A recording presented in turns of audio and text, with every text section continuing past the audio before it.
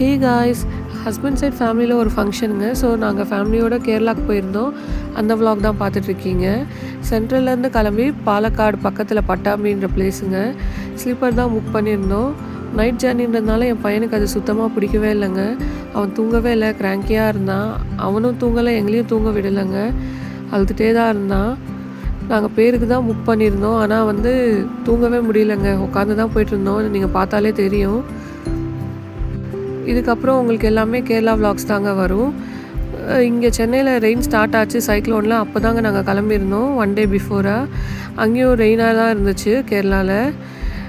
ஆனால் ஜேர்னியில் கொஞ்சம் நல்லா இருந்துச்சுங்க, அந்த நேச்சரை என்ஜாய் பண்ணிட்டு போகும்போது. அங்கே கேரளா போனாலே ஃபஸ்ட்டு நான் பழம்பொரி சாப்பிடணுன்னு ஆசைப்படுவேன்.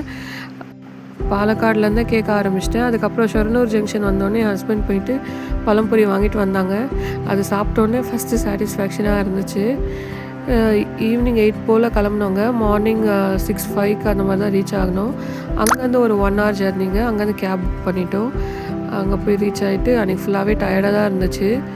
அன்றைக்கி டே நாங்கள் ஒரு 1 week ட்ரிப் தாங்க பிளான் பண்ணி போயிருந்தோம்.